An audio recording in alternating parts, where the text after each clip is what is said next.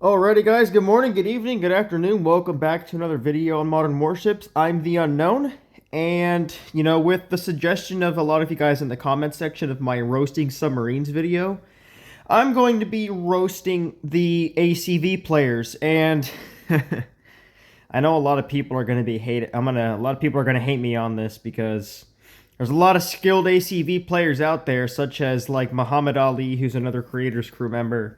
You have Nixer, Turpitz, all those freaking skilled ACV players. I'm also decently skilled. I was online one time. My record as a non-CV player, and I say non-CV player because, yes, I do play ACV, but not on a regular basis like destroyers and cruisers. So as a non-CV player, I killed somebody in 32 seconds, which for somebody who doesn't practice using carrier, pretty sure killing somebody in 32 seconds is pretty good. Anyways, without further ado, let's go and, roast the carrier. Oh, and I'm going to be roasting, what type of planes y'all use too. So, yeah. So, yeah, let's get right into it. So, first of all, the Enterprise, it's just like, you're a bot if you use the Enterprise online, dude. I'm telling you right now. Most of these carriers are only good for offline, except like the FS Pang, the Tianjin, or the best online carrier, the Zuikaku. But we'll get to that one in a second.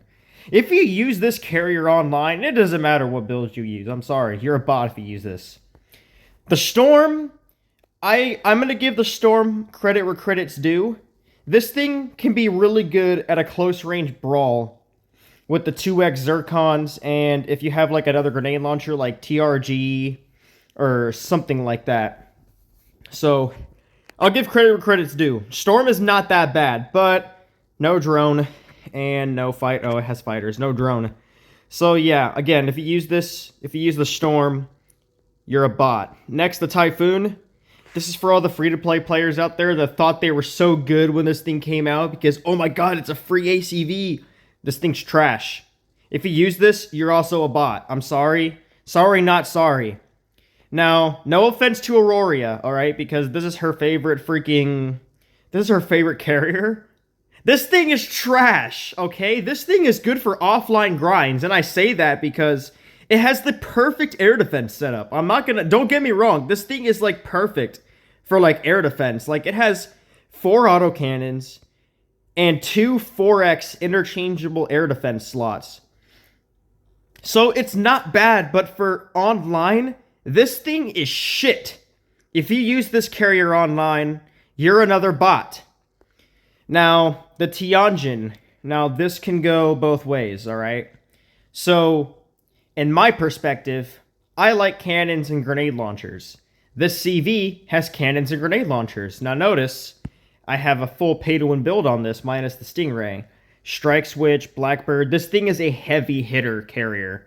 So if you use this carrier with, like, the certain build, you're a tryhard. I'm sorry, you're a fucking tryhard. Like, you're sitting there, you're trying to prove something. And I'm pretty much roasting myself at that point. But yeah, you're trying to prove something, bro. Like, there's no doubt about it. Now, if you use the Zuikaku, ignore the builds that I have. These are just placeholder builds. I don't use these carriers often, which is why they have the builds that they have. Anyways, if you use this carrier, and if you're skilled with this carrier, I can only assume that you're a competitive player, because this is by far the best CV for tournaments or anything competitive, because it's just hard to beat. It has everything. It has 2 missiles. It has strike fighters, bomber, drone, helicopter, and a pretty decent air defense. This is the best competitive carrier, hands down, no questions asked. Now, the Ghost Commander, it's like, alright, yeah, it looks kind of cool. It looks so weird that it looks cool. But, like, let's be real, who the fuck uses this carrier? Enough said. The FS Pang, alright? The FS Pang. My favorite ACV because of the sheer amount of power this thing has. And yes, I do have like a full pay-to-win setup on this thing. CH4 Rainbow, the whole 9. I will tell you right now, when this thing came out, it came out just before torpedo countermeasures were a thing. This thing could easily kill a Belgorod. There's been plenty of videos where I did where straight up rushed a freaking Belgorod and absolutely obliterated it. The very first video I did with this carrier, I straight up brawled a Hang Zhao with the fucking carrier, mind you. I brawled the Hang Zhao and I won. This thing is just, in my opinion, in my humble opinion, my not so humble opinion, this is the best carrier in the game. In my opinion, I just think it's better for me. It has missiles, it has torpedoes, it has everything that I could possibly want for a carrier, plus a god level air defense. So if you use the FS Pang, you're just a pay-to-win player, and you're a tryhard. And yes, I am roasting myself at that point. Let's move on to the planes now. I'm going to go to the Enterprise, back to the Enterprise for this. All right. And I'm just going to go work my way down the line. If you use the strike switch, you're a fucking tryhard. You're a pay-to-win tryhard, and, you know, this is for the players that are lazy and don't want to work for their kills. They just get the kills. They don't want to work for it. Now, enough said. You're a tryhard if you use the strike switch. The kill switch is, you know, it's kind of iffy. Like, it's honestly, like, the coolest strike fighter in the game. Don't get me wrong. It is the coolest one.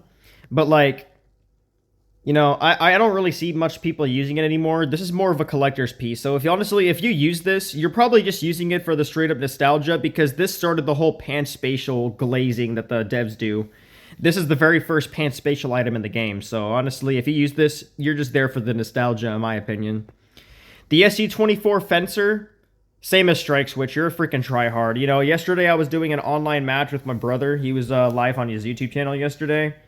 And yeah, there's a guy who just straight up ignored my entire team and went for me, and he was using this plane. It's like, it's such a nuisance of a plane. Next we have the SU-57. It's like, why? Why do you use this? It's not bad, don't get me wrong. It just feels weird using it. Like, honestly, just because it feels weird, I'm thinking you're trying to challenge yourself using this thing, because okay, it's not hard to use, but it's awkward because it has two cannons, and I keep thinking that one of the cannons is a missile slot, so it's very confusing. So, in my opinion, if you use this, you're trying to challenge yourself to be a better CV player and to be mindful of your armaments, I guess. The A-14 Equalizer. Anyways, we're going to go to the Pan-Spatial Rombat now. The Rombat is, honestly, it's a really good strike fighter. Yeah, it's a really good strike fighter. It has its ups and downs, but overall, it's pretty good. If you use this strike fighter, it's because you don't have a strike switch. Anyways, you know, okay, this is irrelevant. It may be good, but, you know, it looks cool, but blah. Super Retinard, again, if you use this, like, what are you doing, dude? There's better strike fighters. Same thing with the Mirage. This thing's straight up garbage. KF-21, you know, enough said. Super Kai, if you use this, it's because you don't have a Rombat. And if you don't have a Rombat, you don't have a strike switch. It's because you don't have a strike switch. This is probably one of the best strike fighters in the game. It's definitely, like, on par. Like, if you don't have strike switch, this should be your go-to strike fighter. So if you use this, you're relatively skilled at the game. You know, I've seen, what's his name? Devastation. I saw Devastation on his channel. He uses the strike fighter a lot. It's a really good strike fighter. Same thing with the J-16. The J-16 is pretty slept on, in my opinion. It's decent. Don't get me wrong. It's pretty decent. This is the best Battle Pass strike fighter in the game. Hands down. There is no questions asked. I don't want to hear the hate comments. I don't care. This is the best strike fighter. If you use this, you're insanely skilled with them guided missiles and all that. And chances are you're running X-51 on your ACV. And then you have the J-8XX, which is also a pretty good strike fighter, except there's no cannons on it. And I love the freaking cannons that the Chinese strike fighters have. It's not only satisfying to hear it, but it does damage too.